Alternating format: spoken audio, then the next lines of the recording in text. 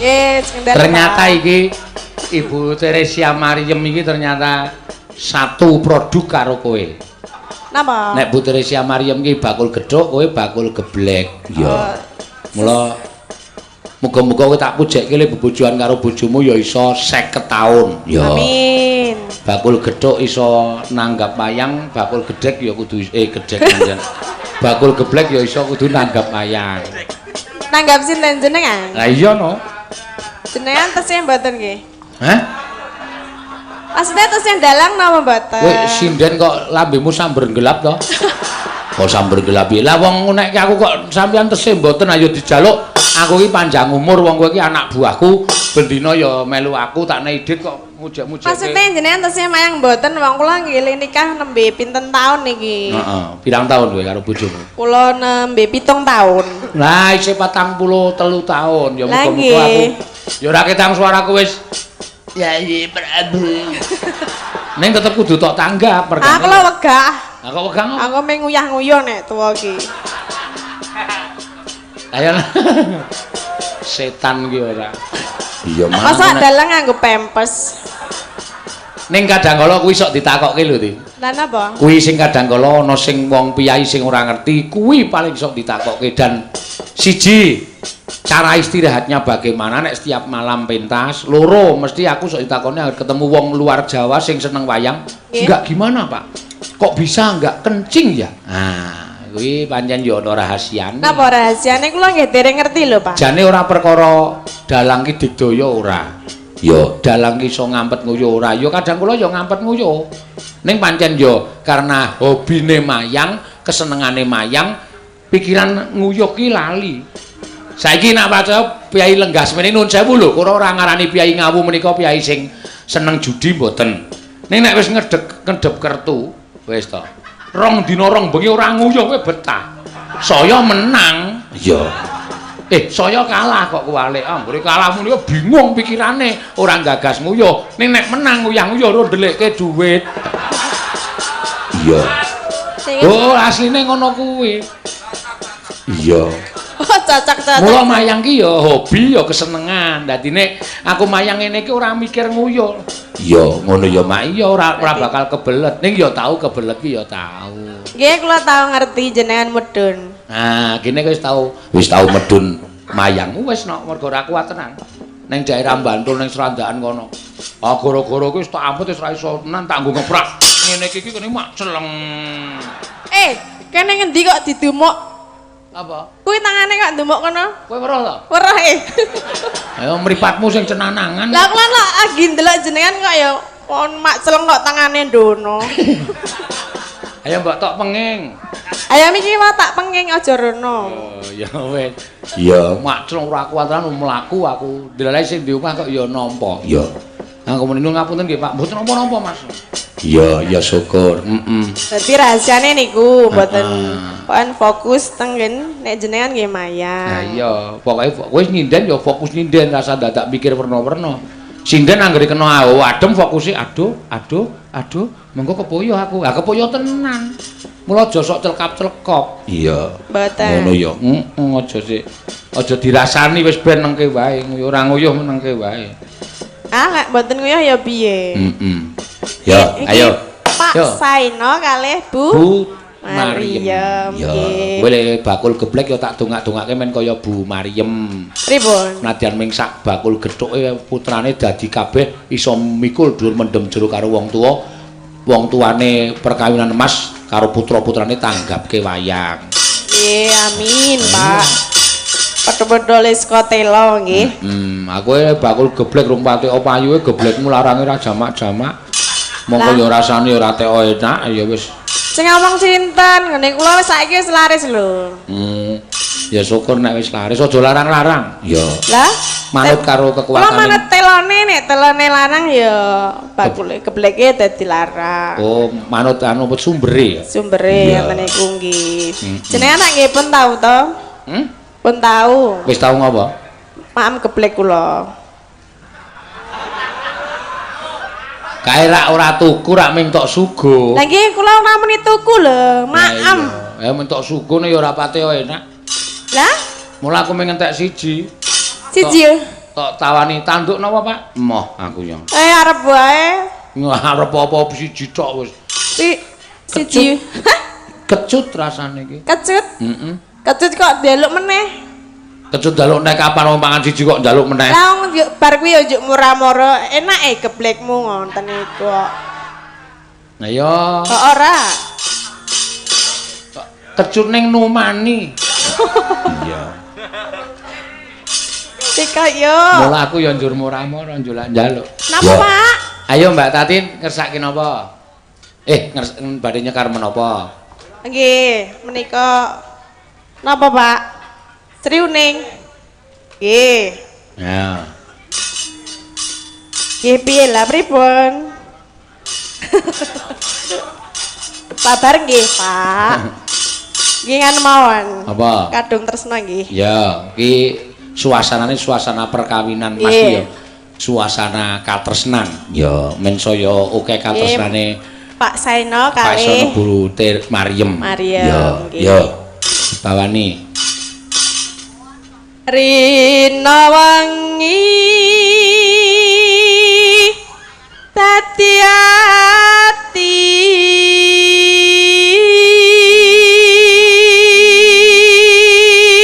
Neno tanpa dahar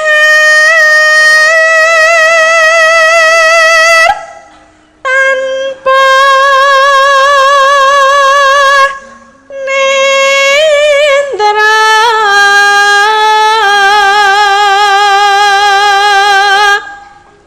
kayung yon kayung yon marang slirane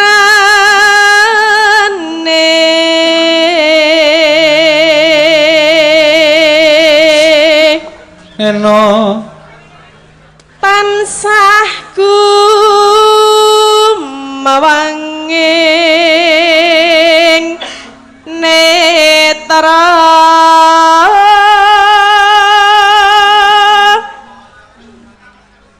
jero ati kadung tresna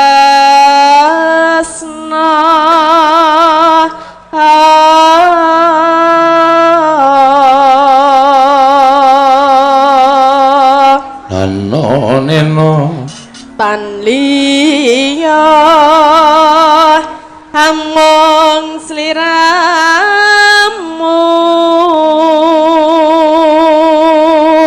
neno satemah lara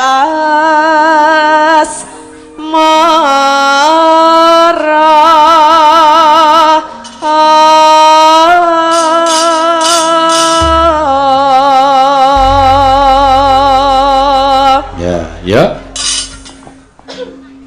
lamat wis katon tejane yen kok berangkat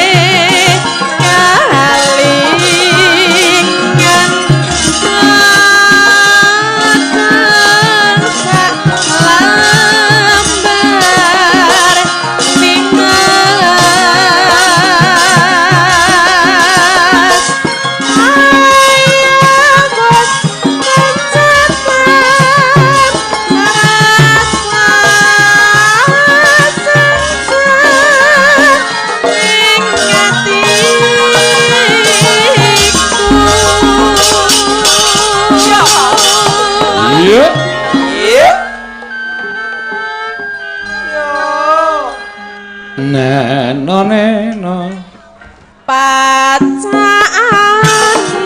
sarwastri droba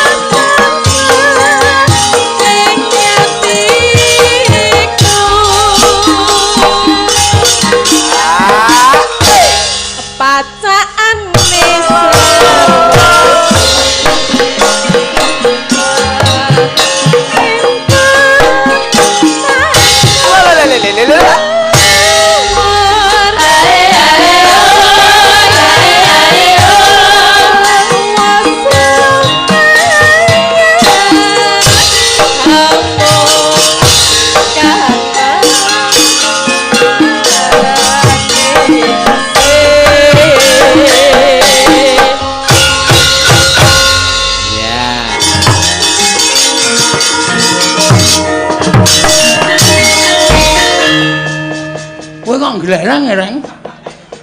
Ayo anak buahe Bruce Lee kok. Sapa? Anak buahe Bruce Lee. Bruce Lee iki bakul apa? Bruce bakul apa? Canek menangan aku nek wis ngamuk. Oh. Aja kok ming perang biasa. Perang Madras aku iso. Perang Candrasa aku iso. Murid Ndara Janaka nderekke Ndara Janaka pirang-pirang taun kok Glutra Kurawa kok kalah. Mirang-mirangke. Swatama kalah lho kowe. Aja kok Satama. Dursasana. Oh ya kebangetan. Le nantang kemunggahan kowe le nantang. Ora perkara kemunggahan le. Sing dadi nyatane ayo kaya ngapa? Dursasana kon maju nak poteng-potenge kewandane. Ayo kanene. Ora bakal tak tinggal loncat. Oh, Ponokawan gugu karepe dhewe. Kalau reng wonge sumbar. Engko sik aku rung siap kok ya. Ayo lho wis guyu. Hei ngono. tandange rasa jireh. Petro wis gelut. Heeh, aku wis gelut. Aku ngapa? Meng paitan cangkem tok apa? Ayo kowe yo temandang kaya ana sing wis sumbar. Wehehe. Tandangi nek cara aku ngono. Waduh kok entuk berat dhewe aku. Ya, kalah cacak menang cacak. Modar ngrungkepi bumi kelahiranku tak totoke legane atiku.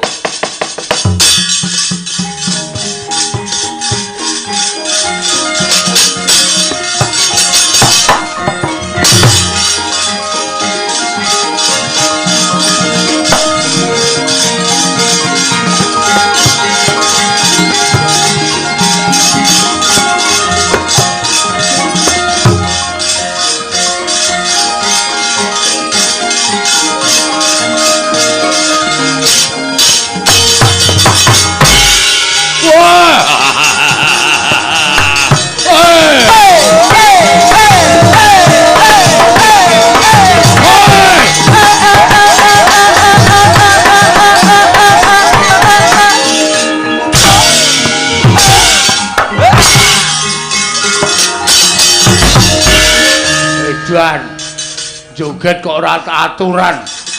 Tak kecekelku kok. Kowe joget gleleng. Aku isane joget nguncalke sikil. Ora minggat kena cangkemmu modar. Wah, edan mungsuh wong buruk. Mungsuh wong buruk. Tur sasana dasar para nyata. Mrene arep ngopo kowe? Nglabrak wong-wong karang kadempel. Ora minggat bumi angus karang kadempel. Berarti arep ngerusak karang kadempel dasar para nyata. Sing betengi Bagong. Lho. Ayo sing gagah akeh, sing digdaya akeh. Petruk kon tekan kene. Aku nek mungsuh kowe tak idake modar. Kowe tak gajole ambyar sirahmu. Aku mau musuh wong ringkih kaya kowe. Musuh ya sing gagah-gagah sisan. Musuh ya sing digdaya sisan. Musuh kowe nggo ngopo? Dur, ngopo? Kowe aja sok ngembe karo wong. Aku ki arep kok iki wong digdaya selama dadi Bagong. Aku maling durung tau konangan. Kok kowe ngece karo aku? Kene ora wong limpat ora bakal kelakon to. Sing dadi nyatane. Lho, nyatane piye? Kowe apa aku sing modal nang kene? Wah, iblis larat. Ora minggat pecah sirahmu. Nya, lho. Ngopo kok nya? Lho, kowe ngopo mau muni piye? Pecah sirahmu. Nya. Nya pecahan, guys. Iki 3 tahun tak pecah dhewe ora tau iso pecah kowe. Nya pecahan, guys. Setan ora. Ayo kendeli ngono kuwi disumbari pecah sirahmu kok melayu berarti jireh. Nek sumbari pecah sirahmu dulungke sirahe berarti cah kendel. Pecah sirahmu nya, guys.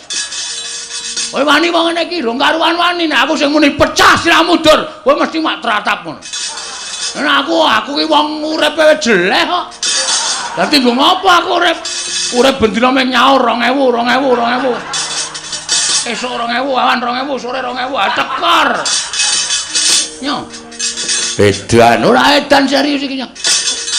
Ngantem sak pol-polmu nek nganti iso pecah, meguru karo kowe 20 tahun aku, sumpah. Nyo. Weh, tenanan apa? Tenan. Yakin bola bokin. Sumpah. Ora bakal aku gawe-gawe nyo. Nek ya kuwi kowe ngantem aku sirahku ora pecah, gentenan kuwi adil. Gentenan piye? Genti aku njotos sirahmu. Lah ngono kuwi, kendel padha kendel. Meng kari kuat-kuatan sing sirahe empuk ya modar sik. Nya wis. Weh lah ngono kuwi ditampa ora penantangku. Wani wae, wani ya gak ditonyo.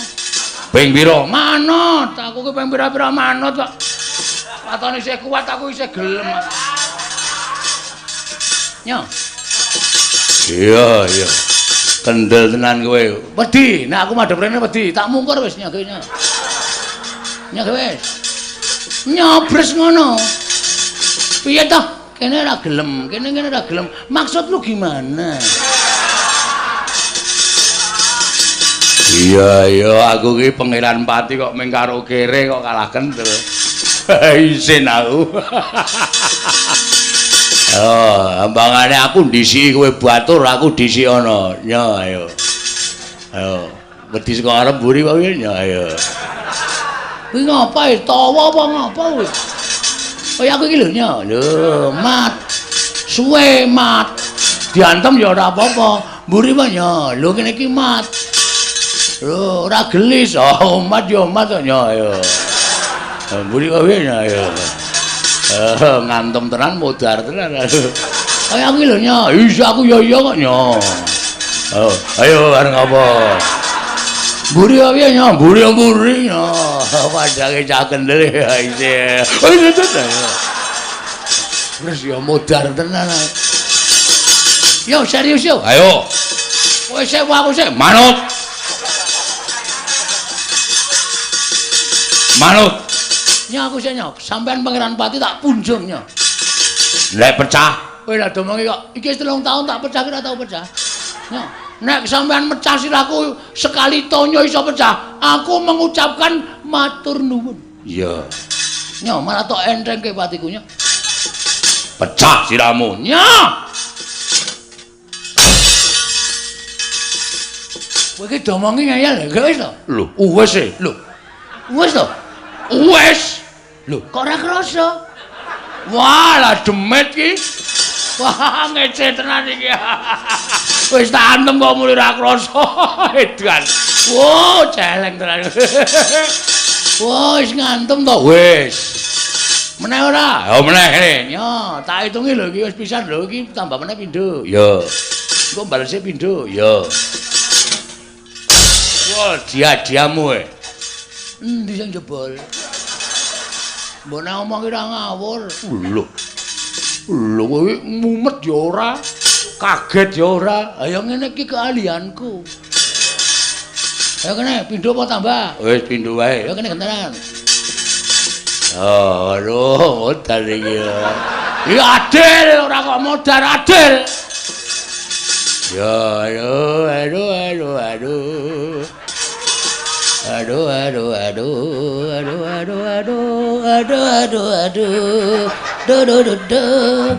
Ora cerewet wae. Gek ngantem. Kowe kaya nyanyi malah. Yo. Bismillah. Yo. Kowe kabari sik sadurunge. Yo piye. Wingi bar tanggo ngantil sirah wedhuse pecah dadi papat. Wah, jangkeme. Tenane asli takono Petro. Wis rasa wae. Wes. Utang loro rasa. Kene. Wah, modar tenan iki. Aduh. Siap.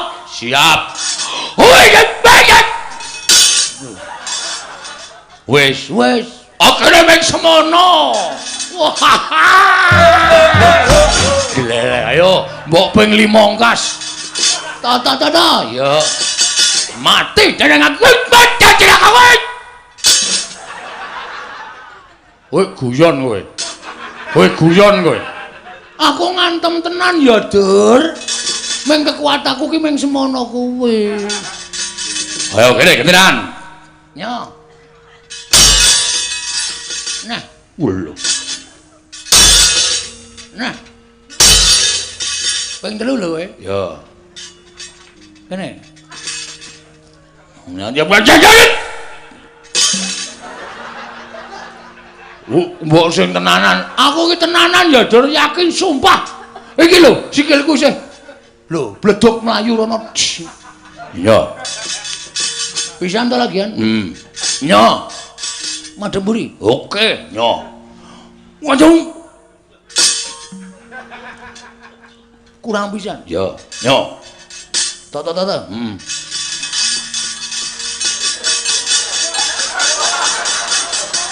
Ayo, sak banter-bantermu. Hop!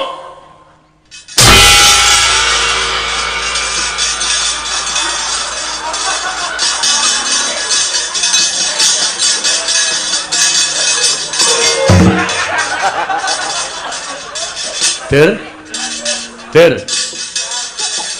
Kok nglekar, Lek? Mau tak deloki kaya bungah banget. Wah, setan. Wah, Bagong ngantem sampe. Ayo gentenan. Matane. Wo, nun sewu man. Pun ganti sampean to. Wis ket mau. Wah, ngapunten. Ngapunten, Lek. Ayo mundur, ayo.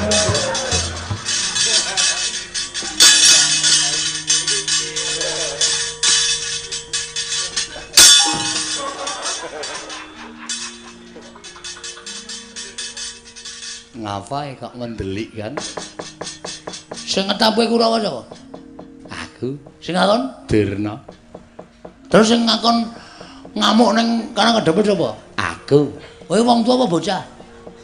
Wong tuwa, bocah semene teneh ndedelke setagen. Nek kowe wong tuwa kudune iso mikir nih. Penyakit kowe.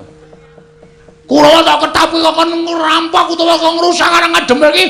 Kowe iki patih wong maling. Hah? Patih. Ana patih kudune iso mikir. Iya.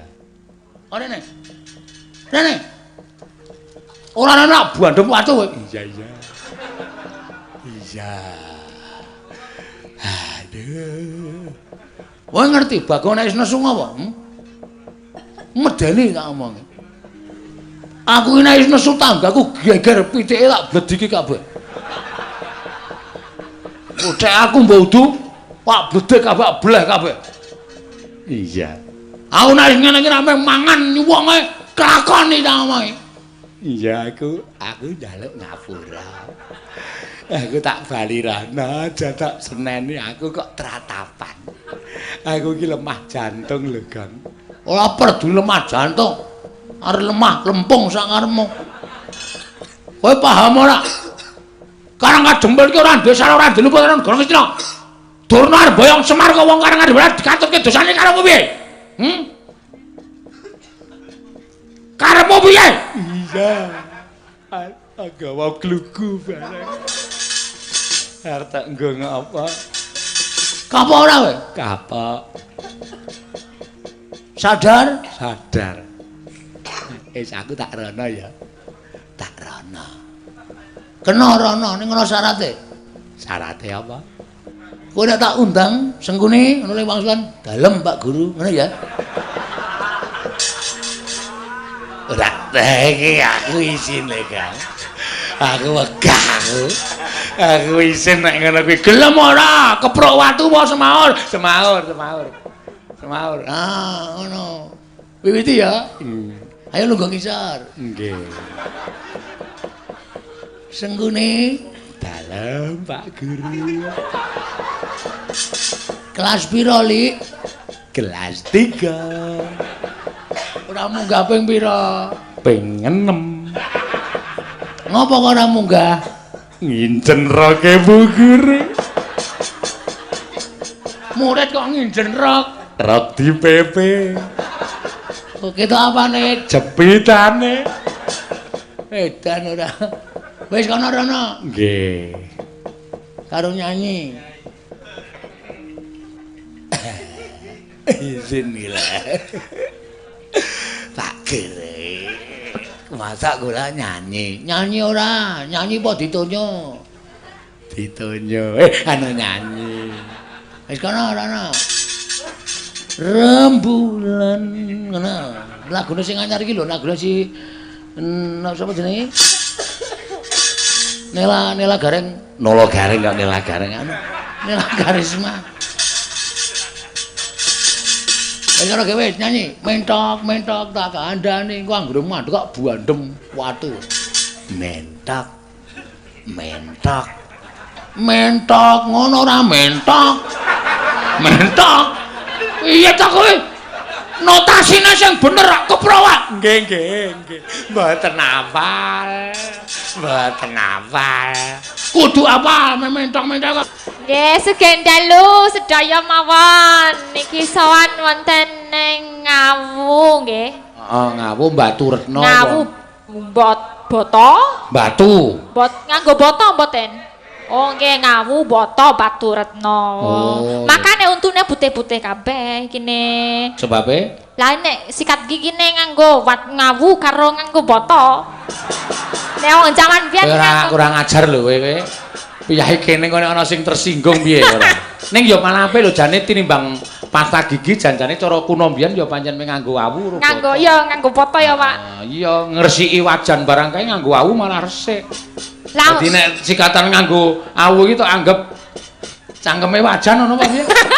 Ya ora kok ya senengane ra. Nggih, niki Pernikahan emas. nikahan emas. Iya, deket Waduk Gajah Mungkur ya adem banget ning kene iki. Nggih, Pak, nggih. Oh iya, Gajah Mungkur. Cedhak Waduk. Deket Waduk. Ngendikane iya. Pak Saino mau cerita karo aku nek pas musim rendeng saka kene iki mung 200 meter. Apa nih sing 200 meter? Waduk Gajah Mungkur. Kene nek mlaku mung 200 meter Oh, nek jauhnya. ketiga ngene iki adohe ya iso luwih adoh mergo banyune asat. Oh, asat. Yo yo. Luar biasa. Nah, saiki berarti ini asat apa ora? Ah iki ketiga ya asat. Oh, asat berarti adoh. Adoh. Iya. Adoh. Adoh. Adoh. Yo, Gajah. Ya ngaku. Gajah Mungkur berarti ning gajahe kuwi membalik ngono ya, Pak? Ora, kuwi jeneng membalik dengkulmu melocot kuwi ora. Gajah Mungkur Wis rasa tok bahas jenenge Gajah Mungkur ki rasa tok bahas. ora dibahas. Gajah Aku ki Mungkur. penasaran nih Gajah Mungkur. Ayo sesuk liwat Nek mandek. gajah berarti nek Gajah Mungkur ketok apa nih? Wah malah gawe mumet sirahku kowe kira. Gajah Mungkur yo ketok burine, ketok bokonge. Ya ora ketok banyune. Ketok banyune. Kok ketok banyune? Nek Gajah Mungkur waduh maksudnya. Pikiranmu bokang-bokong wae lho. Aku mung muni bokonge diseneni, kowe iki sok muni luwih kasar e. Nek gajah numpak becak ketok apane? Ketok ndobose. Iya. Ketok le ngapusi. Nggih, ngaturaken apa selamati apa basa Jawane selamat? Wilujeng, sugeng ya kena, wilujeng ya kena. Selamat tinderek mangayu bagya. Nah, nderek ora ndek.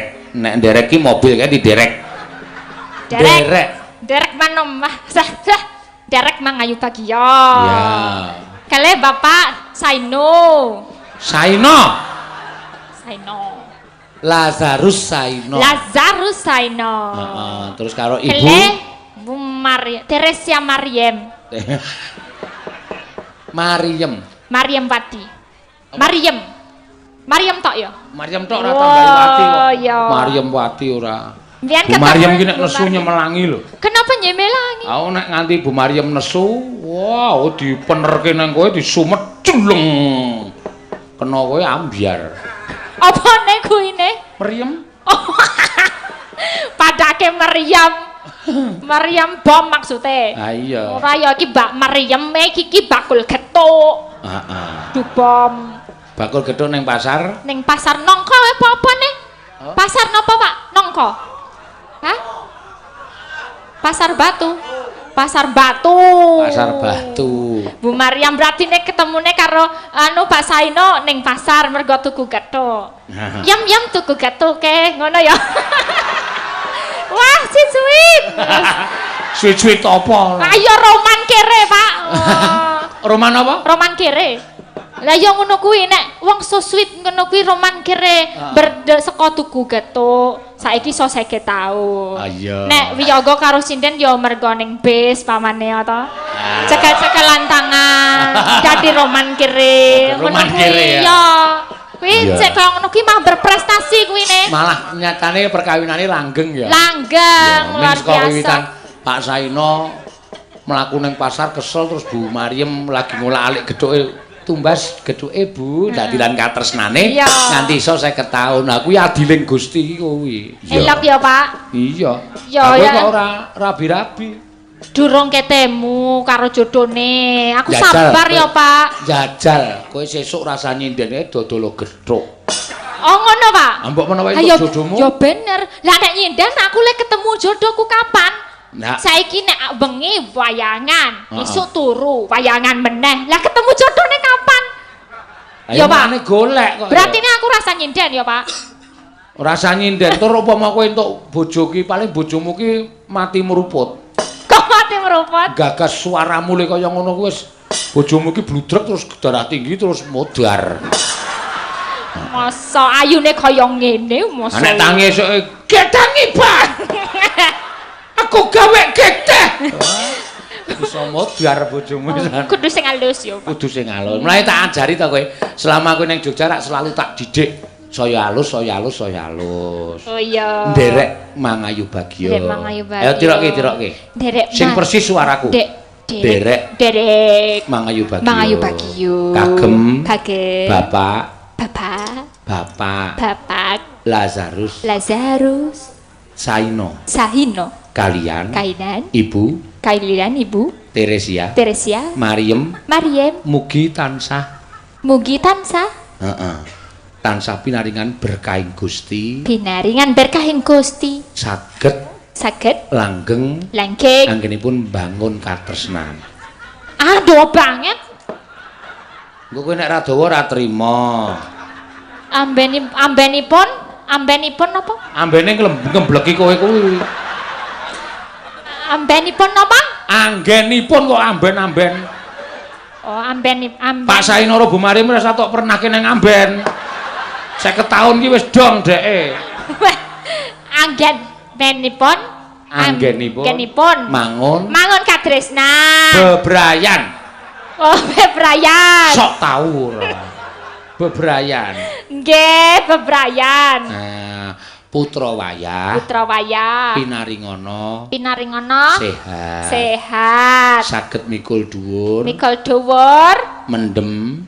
Ngopo dipendem? Iki kata-kata kiasan Jawa ora di ngopo dipendem. Lah yo mosok dipendem. Mikul dhuwur mendem jero. Eger, ha? Mikul dhuwur mendem jero. Kalian tiang sepuh. Nah, Oh, tiang sepuh. Oh ya. Kaya anggur ya, Pak. Orang tua, tiang sepuh.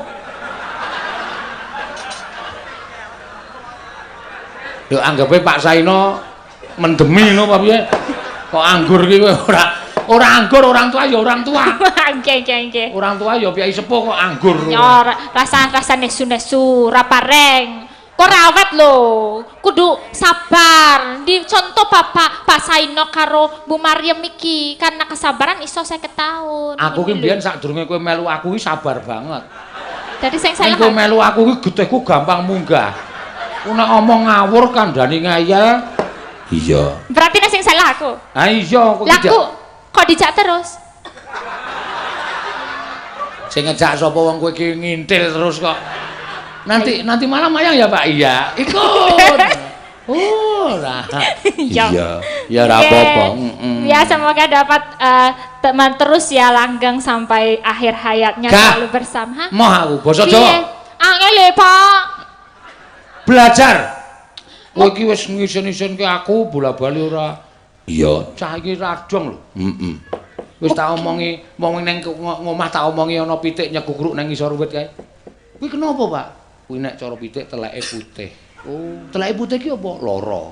Ah kok tanggane iki dunake, "Weh, teleke putih kok ya, Pak." Kuwi cukup nggo kewan bae, nek menungso aja dunake teleke putih iso dibandem watu kowe. Ya bener nek lara deleke sok putih barang oh, telek dilikono. Agah. Nek pas ngising karo ndelok. Cangkeme. Mbok menawa tenanan kuwi. Kuwi nek omong lak ceplas-ceplos to. Aja disebutke. Iki ning Jabar Nangka. Iki ora ning iki aja lho, Sa. Iki ning Jawa Tengah lho. Ora pareng. Nek muni arep nuwun sewu nek muni arep ngising ngono kuwi aja muni kuwi. Ning nderek wonten wingking ngono. Nderek wonten wingking? Ya nek ngising nek ora.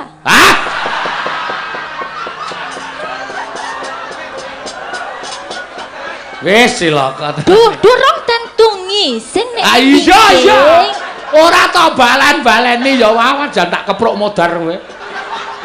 Pamane golek kanca, golek mangan ning dapur ya ning wingking. Heeh.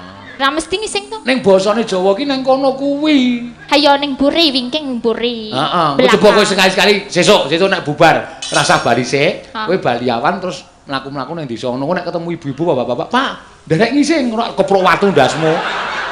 Mosok dikeprok ndase. Nderek wonten wingking, tata kramane Jawa ki ngono kuwi. Oh, Artine kuwi ngisen nderek wonten wingking. Heeh. Ah, mah bulan Nek adus ya tetep wingking. Iya. Oh ya. Oke. Wingking ki artinya neng kono kuwi wingking ki dalam arti kamar mandi. Oh, kamar mandi ki wingking. Ah. Oh, ya. Engko ora mesti takon, nek kamar mandi ning ngarep. Wah. Pecah ndasku suwe-suwe.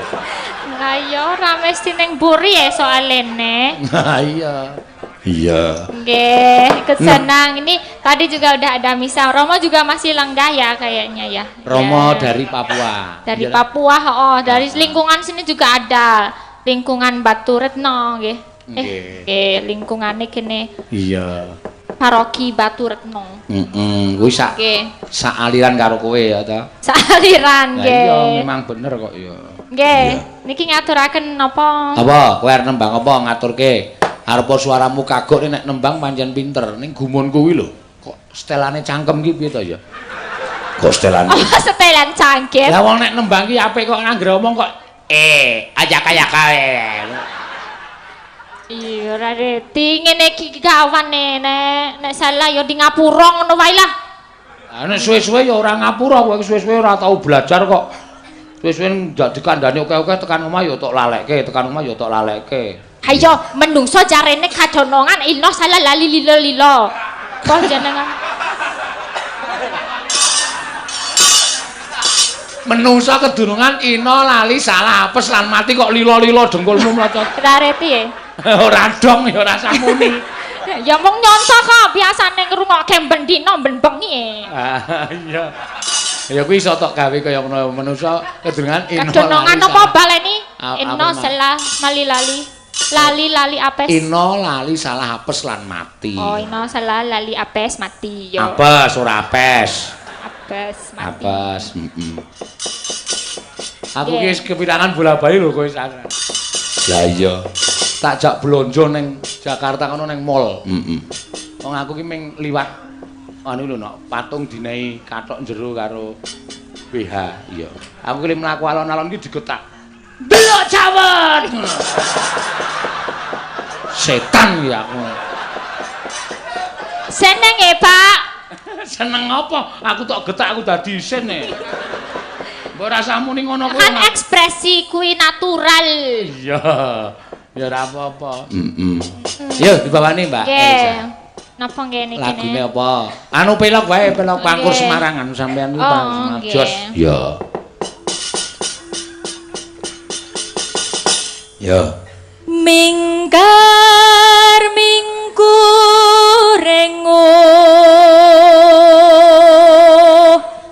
karo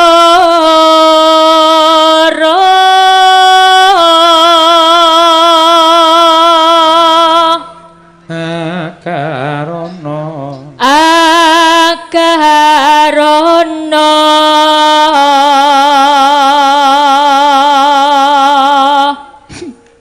Kenapa ngguyu? Ora apa-apa. Kelingan kowe nek omong waton jeplak ya aku sok teratapan ya. Lah iya.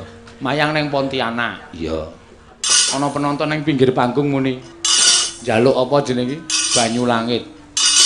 Banyu langit, Mbak Elisa, banyu langit. Ora ono kibote. Kibote nggo cangkemmu iye. Aku salah ngomong barang ra ono gembote aku ngono.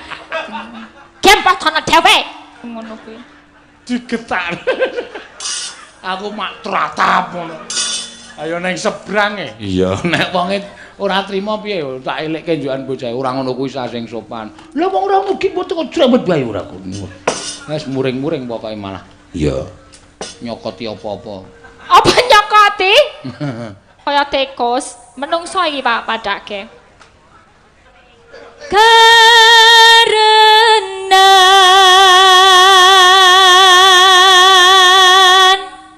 Marti si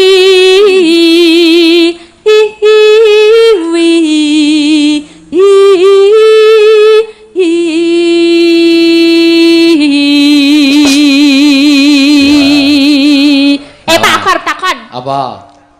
Iki ngomongke tentang pernikahan ya to? Heeh. Tentang nek zaman biyen zaman Nabi ya ana Adam karo Hawa. Hawa. Hawa. Ora iso apa ya? Hawa. Adam tetep Adam. Adam karo Hawa. Kan Hawa kuwi saka tulang rusuke, rusuke Adam. Nek basa Jawa rusuke apa to? Ya Igo. tulang rusuk ngono wae. Ha, kenapa kok ora tulang endas po tulang apa silit kodhok ngono ki kenapa? Coba aku takon nek kowe dalang aku takon, Mbak. Aku ora iso. Jare dalang iki ngenek pitutur lan biwulang. Ah, wis pitutur modal biwulang. Pertanyaanmu wis ora masuk. Payah iki. Pertanyaan marai bludrek kaya. Oh, tak jelaske. Kena jadi sebabnya apa? Kenapa kok ora ning dhuwur ndas apa ora njupuk tulang ndas apa tulang apa silit apa jeneng? Silit kodhok. Oh, ta jenenge sik ning kono ki lho, Pak. Heeh. Sik ning kene. Milih ning rusuk. Heeh. Karena memang pasangan itu harus sama rata. Maksudnya? Kamu kalau jadi suami terus sama istri itu punya sama rata derajate. Nek sing dijupuk kuwi balung ndasmu, ngono. Sik tak ajar kowe. Balung das kok balung dasmu. Iki umpamane gue suami Ora istri. umpamane cangkemmu ki sing elek. Contone. Muni balung das kok balung dasmu. Ya kan contone kowe karo bojomu. Ya ta, Pak? Nek bojomu dijupuke sekondasmu. Berarti nih kan kuwi bakal ngungguli bojone. Nek dijupuk saka iki silit kodhok, berarti nih ngisori bojone disio-sio. Dadi dijupuke sing setara tulang rusuk. Ngono ki lho. Paham, Drong? Paham. Seneng aku iki. Cah cerdas. Cerdas. Ben ora di ngonokne kuwi ndak cerewet wae. Iya. Iya.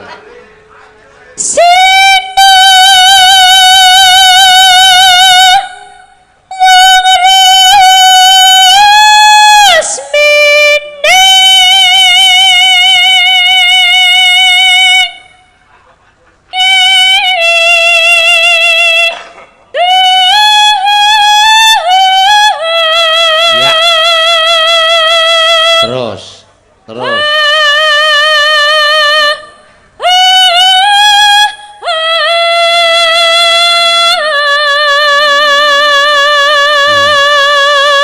Mentit meneh sa.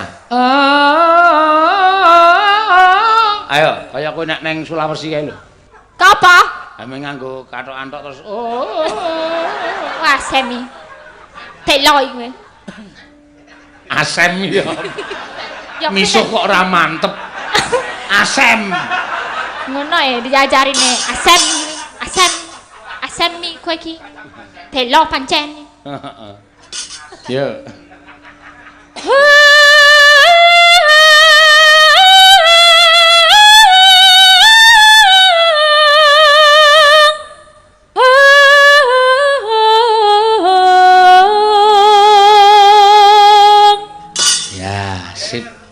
Jos tenan. Apa lahir? Kaya wong bayen. Dokter-dokter kandungan ki tanggap sasmita iki jane rasa perlu akon ngeden. Nek sing arep lairke sinden yo pangkur Semarangan, Mbak. Nggih. Bro. Oh, dadi ki teknike ya, Pak ya. Ha iya. Oh, sesoke tak nggone. Arep nglairke malah tembange Sri Uning, mongko nadane rendah kabeh mendelep meneh. Ha iya. Iya.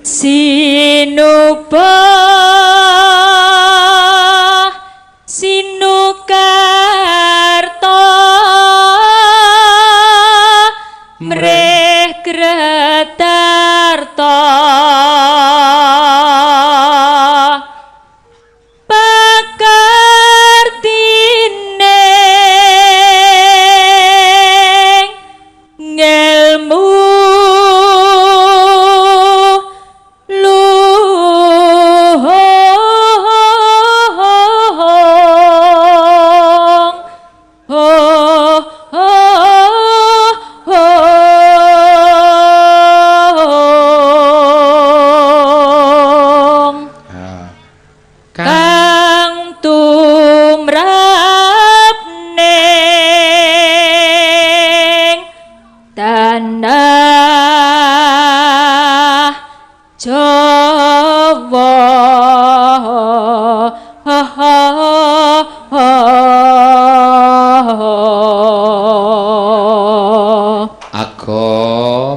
agama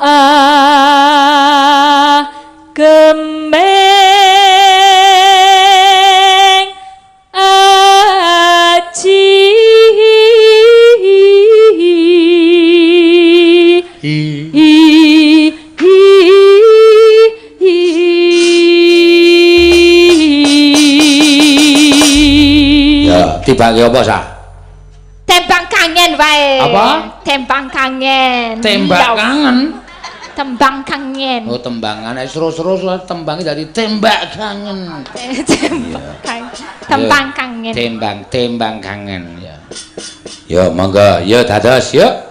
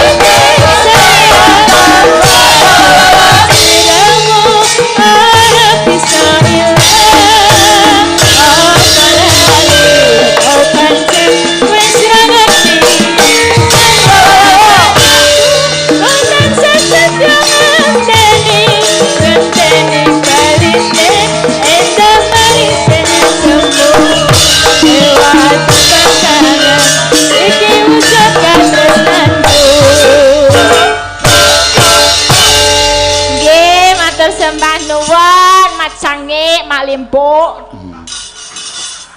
Mungkin Pak Saina dan Bu Maryam Mariam ya, selalu bahagia dalam untung maupun susah, dalam sehat maupun sakit, selalu bersama. Amin.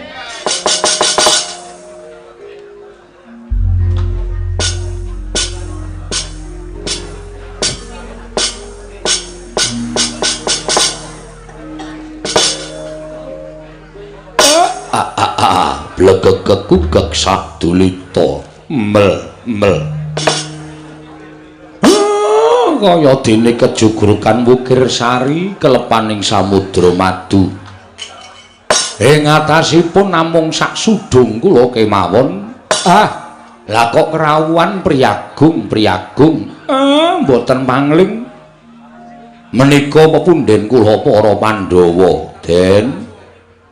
Sinuwun Puntadewa kula ngaturaken sembah pangabekti kula kunjuk Ndara.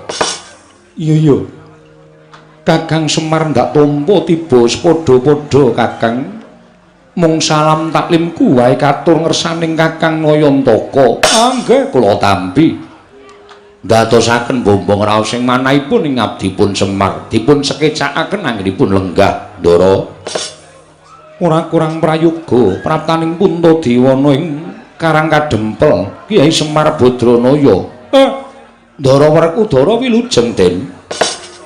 Wah. Semar hiyo slamet tekaku. Ora nemu lan sewiji apa. Aku ngaturake basa aku katura. Dipol Semar Badranaya. Kula tampi ndadosaken bombong raos sing manahipun ing abdipun Semar. Ndara Janaka kula ngaturaken bekti kula kunjuk nggih Den. Iya Kakang Semar ndak tampa. Ora liwat tiba sepadha-padha Kakang Nayantaka. Nggih. Dipun prayogekaken anggenipun lenggah. Iya Kakang Semar kaya ora kurang prayoga. Ndara kula sedewa bekti kula kunjuk Ndara. Iya Kakang Semar ndak tampa. Ora liwat tiba sepadha-padha Kakang Semar ndak tampa tiba sepadha-padha. Aku ngaturake salam taklimku katur Kakang Nayantaka. Kula pundi nggo jimat paripe dayanana ing kasantosan. Sami dipun sekecakaken anggenipun lenggah. Nala Gareng Petruk, apa dene anakku Bagong. Aja ninggal tata krama dole. Ngaturna sembah kelawan bendara ming katemben rawuh iki Nala Gareng Petruk apa dene kowe Bagong. Sinuwun Darma Kusuma kula ngaturaken bekti kula kunjuk nggih Den. Iya Nala Gareng ndak tampa. Ora liwat pangestuku Tampanana Panakawan kula pundi nggo jimat dayanana ing kasantosan. Ndara Werkudara bekti kula katur. Yo Nala Gareng ndak tampa pangestuku Tampanana. Nggih. Kula pundi Ndara Janaka bekti kula nggih Den. Iya Nala Gareng ndak tampa pangestuku Tampanana. Kula pundi nggo jimat paripih. Ndara kula Sedewa bekti kula kunjuk. Iya Nala Gareng ndak tampa. Nala Gareng ndak tampa pangestuku Tampanana. Nala Gareng. Lho niki sangat anggen kawula dadosaken jimat. Dipun sekecakaken anggenipun sami lenggah wonten ing Datlaya Praja utawa ing Karang Kadempel mriki. Iya Nala Gareng ku ya wis ora kurang kepenak praptaku Panakawan. Sinuwun Prabu Darma Kusuma, Ndara Werkudara bekti kula nggih Den. Iya Petruk ndak tampa. Ya Petruk ndak tampa. Ndara Janaka, Ndara kula Sedewa bekti kula. Iya Petruk ndak tampa. Ora liwat pangestuku Tampanana. Petruk tak tampa pangestuku Tampanana. Panakawan Petruk tak tampa pangestuku Tampanana. Kula pundi nggo jimat paripe dayanana ing kasantosan. Dipun sekecakaken anggenipun sami lenggah. Ya Panakawan kaya wis ora kurang prayoga. Ya Petruk kaya wis ora kurang kepenak prabdaku ning Karang Kadempel. Nuwun sewu Ndara Puntadewa, Ndara Werkudara bekti kula kunjung nggih Den. Iya Bagong ndak tampa pangestuku Tampanana. Ya Bagong ndak tampa pangestuku Tampanana. Ndara Janaka, Ndara kula Sedewa bekti kula kunjuk. Iya Bagong ndak tampa. Ya Panagawan Bagong tak tampa. Panagawan Bagong tak tampa pangestuku Tampanana. Kula pundi nggo jimat paripik dayanana ing kasantosan dipun sekecakipun anggenipun sami lenggah. Iya Bagong kaya wis ora kurang kepenak. Iya Bagong kaya wis ora kurang kepenak. Praptaku ning Karang Kadempel. Nuwun sewu Ndara. Kaget raos sing manah kula. Mboten kanthi kanyono-nyono ing atasipun namung sak sudung kula kemawon. Namung sak papanipun Semar. Lah kok kerawuhan para priyagung sami kepareng rawuh wonten ing Karang Kadempel. Ndara menawi kula nandhang kalepatan dosa menapa ing badhe kula sandhang, kula mboten badhe suwala. Waton wonten dasar kalepatan kula.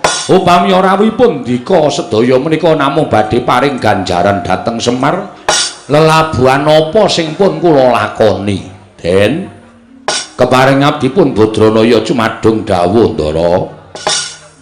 Kakang Semar, kula wonten dawuh. Aja kaduk ati kadron penampa. Kakang Nayantaka sayektine praptaning Kunta sakadang ana ing Karang Kadempel jumbuh kelawan pawarta ingkang wis ndak tampa. Nalika semana tumuli aku rembugan kelawan kadangku ing Jodipati apa dene Madukara. Wondene gumolong ing rembug nalika semana daya-daya panjenenganing ingsun bakal kadherekake sowan ana ing Karang Kadempel. Nuwun sewu. Kabar napa lho Den? Kula kok mboten ngertos malahe. Sampeyan krungu kabar napa babagan Karang Kadempel? Pawarta saindenging jagat wis padha prisa. Bebasan jagat ing nganti kebrebeken marang umandanging Kyai Semar nggone kepengin bakal mbangun jiwa. Kyai Semar malah praptaning Puntadewa ning Karang Kadempel sayekti bakal nyuwun priksa. Mungguh apa ta werdine ingkang wis sinebut bakal mbangun jiwa mau. Muga kepareng ana ambabarana marang Punta sakadang. Upama Kakang Semar bakal paring ilmu, upama Kakang Nayantaka bakal paring pewarah, Puntadewa sakadang ora bakal keri nedya nyadong timbalaning Kyai Nayantaka saha yen to dikeparengake sawetara wektu Punta sakadang bakal mapan ana ing Karang Kadempel. Sinambi ngenteni sabdaning Kyai Semar, mbok menawa bisa wuwuh undhak ing kawruh, bisa mundhak ngelmuning para Pandhawa krana nggone Kyai Semar nedya mbangun jiwa iki mau. Kyai Semar, Kyai Nayantaka handrah ingkang puspita rum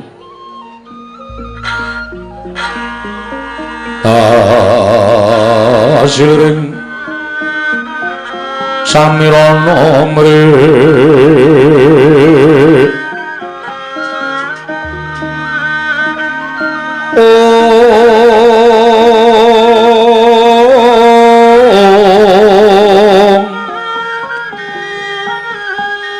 sekar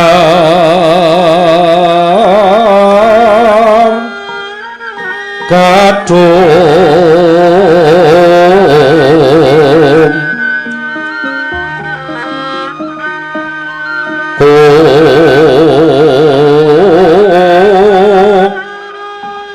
ngas kandanya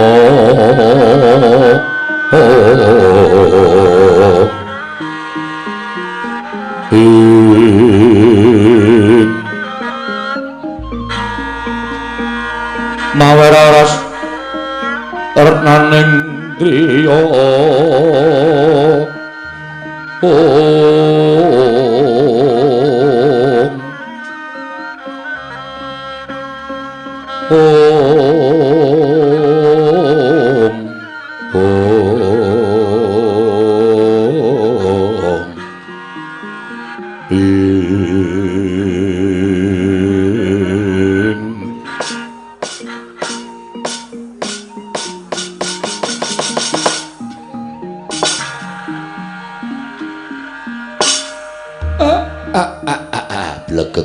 gugek sadulita mel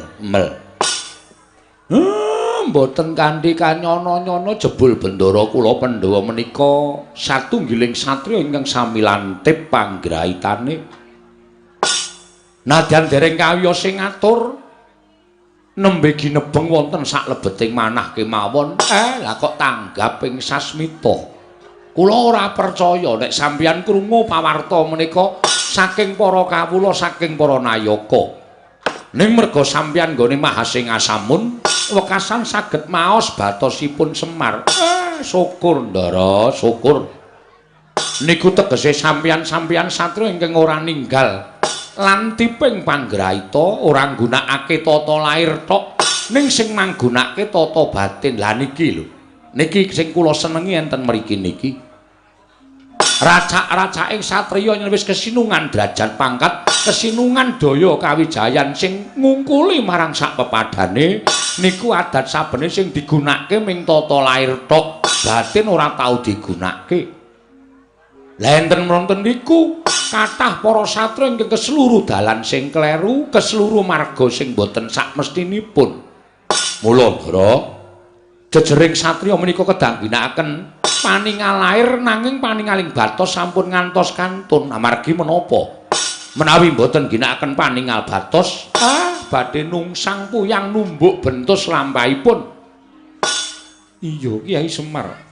Sabanjure aku nyuwun keterangan marang saka Kiai Semar Badranaya. Menggah apa ta wigatine dene Kiai Semar?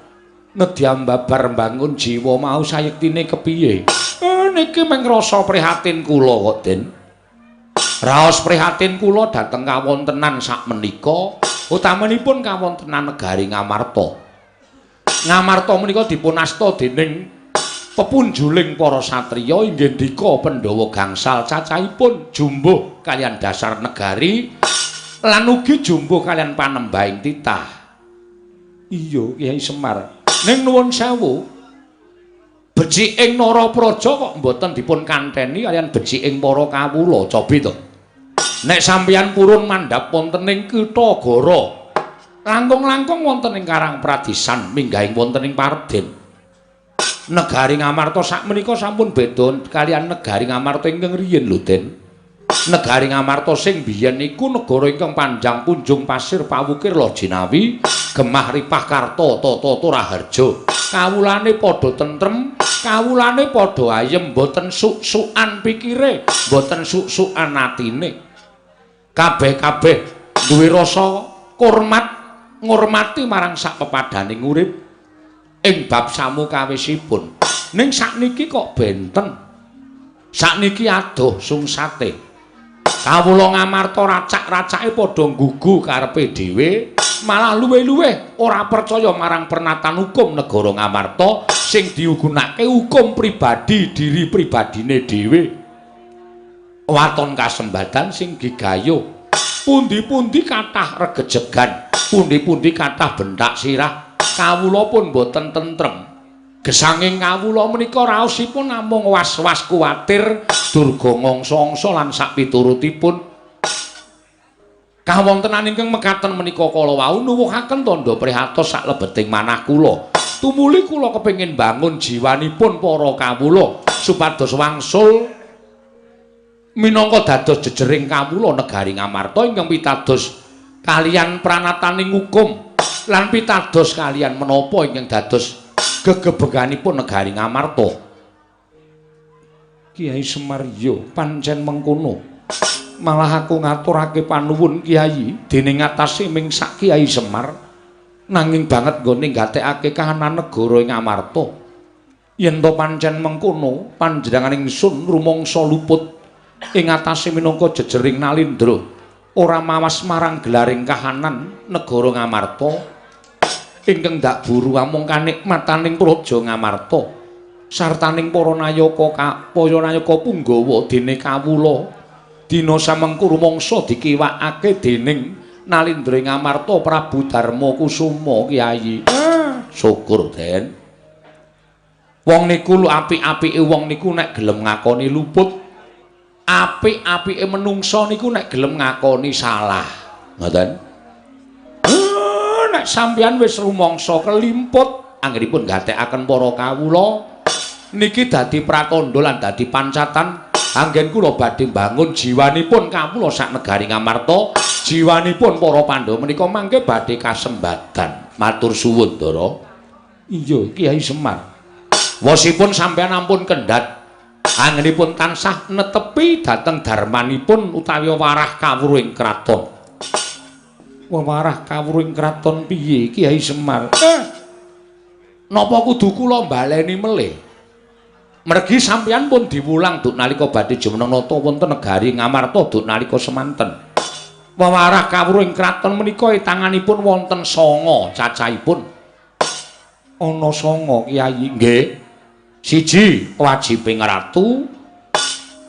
Angka 2 pengageming ratu, angka 3 pambeganing ratu, angka 4 lelabuhaning ratu, angka 5 kekasihing ratu, 6 patraping ratu, 7 gegayuhaning ratu, 8 junjunganing ratu, 9 bandaning ratu. Niki enten werdine dhewe-dhewe waton sampeyan boten ninggal cak-cakan sangang perkawis niku.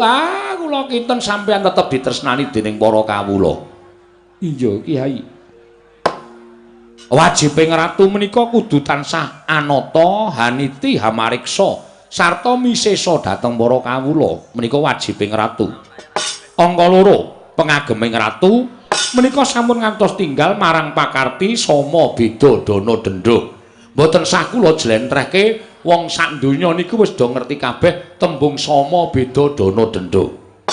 Iya. Angka 3 pambeganing ratu, sipating ratu kedah saged hamong, hamut, hamengku sarta hamangkat.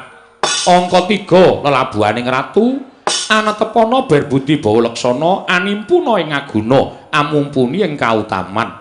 Angka 5 kekasih ing ratu tumindak adil, bener, sentosa lan wibawa. Angka 6 patraping ratu nglunggana watak lan tumindak wicaksana, wiwaha, wisuda lan wiguna. Angka salajengipun 7 gegayuhaning ratu marsudi mrih hayu, hayom, hayem lan hangayani. Iya Kyai Semar. Angka 8 junjunganing ratu murih sageta jejeg adeking praja, katentremaning kawula, sambung memitran liyan praja, kerukunaning bebrayan agung. Wondene ingkang pungkasan inggih menika pengageming ratu. Nalindra kudu darbe kasekten, kesabaran, kawaskitan lan kapinteran. Mengkono Kyai. Sangang perkawis menika menawi dipun agem lan ditindakake, kula kinten sampeyan tetep dadi junjunganing wong sak praja Ngamarta. Ning kejaba saka niku, sasampunipun sampeyan dados junjunganing wong sak negara Ngamarta, tetep mulat karo kahanan negara. Tegesipun sampeyan kudu tansah mulat kaliyan kahananing para kawula. Ingkang panjenengan caketi sampun ngantos kawula ingkang mapan wonten ing kutha Gorotok. Ning klebu wonten Karang Pradesan, wonten ing Parden pagunungan. Kedah panjenengan caketi jer menika ugi kawula panjenengan aja banci ndemban siladan. Sing cedhak ratu mangrangkul, sing ado Nalindra mangsisihke.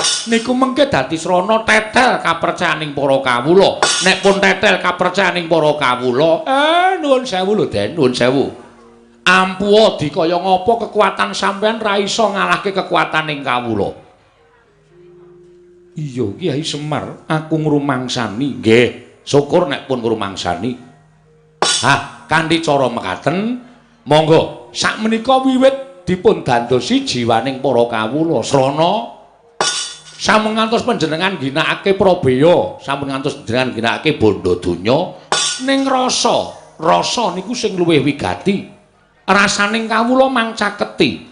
Sing mapan wonten ing Karang Pradesan, sing mapan wonten ing pagunungan, mang cedhaki, mang raketi utawa mang dudul penggalihing para kawula. Nek kawula rumangsa dicaketi atine, niku mengke kawula rasa mbok paringi bondo brana picis pun padha sengkut gumregut bangun negara lan mastuti marang pernataning hukum negara ing Amarta.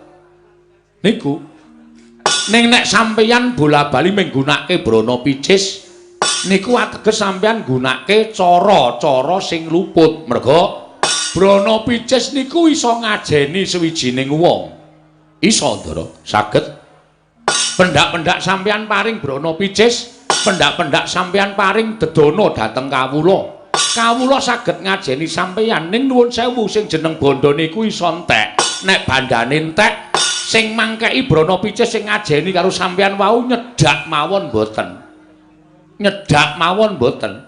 Sampeyan iso ngitung pira cacahe rewang sampeyan iso ngitung pira cacahe rowang sampeyan mitra sampeyan iku nek sampeyan cilik loro gedhe tekaning pati niku lagi iso ditonton pira cacahe kanca sampeyan sing tilik karo sing layat pun niku tok iya mengkono Kyai nggih mula dadi satriya niku tau dadi nalika niku wajibe kudu loro dinggoni kabeh loro dinggoni kabeh tegese kepiye ditresnani karo diajeni nek iso niku dienggo utawa iso digunakake utawa dilakoni mergo nek ming diajeni kaya kula crita wau nek wis entek bondo sampeyan blas ora bakal diajeni ning nek ditresnani niku luwih dhuwur derajate mbangane diajeni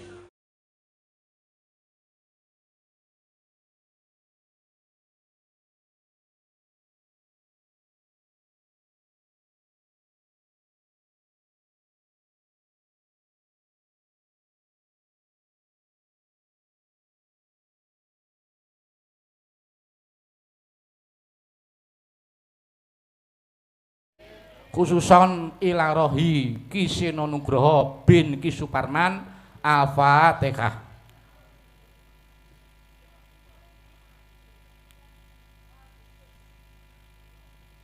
Amin. Matur sembah nuwun. Ya, nek wis